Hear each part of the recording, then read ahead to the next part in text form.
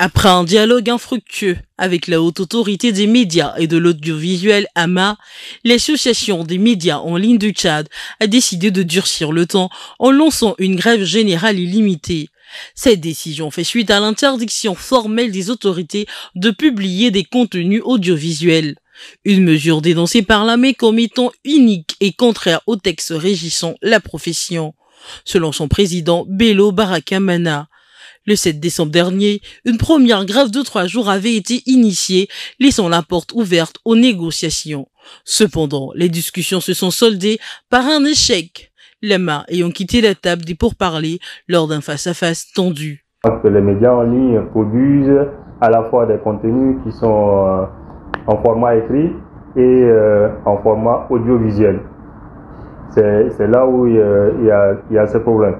Donc aujourd'hui, avec la grève qui a été enclenchée, ça fait cela une semaine, les journalistes qui travaillent dans les services de presse en ligne sont à la maison.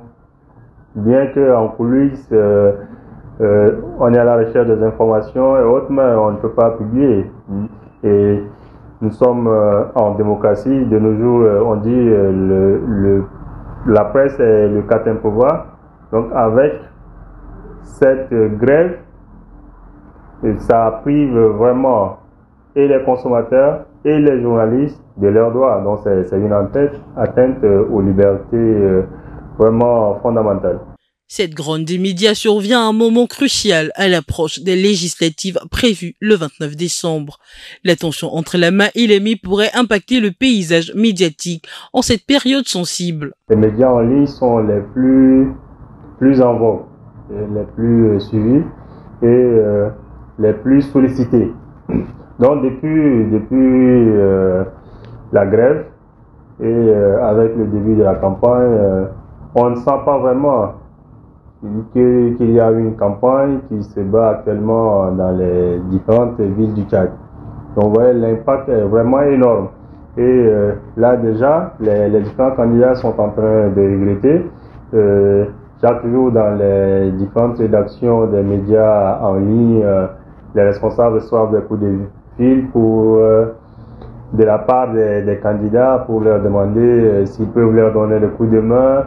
Mais voilà, la grève est là, le mot d'ordre est vraiment respecté, donc ça a cloué au pilori tous les candidats à ces différentes élections.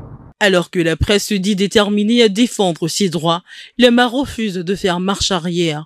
Ce dialogue de sourds a désormais évolué en un bras de fer, sans qu'aucune des parties ne semble prête à céder.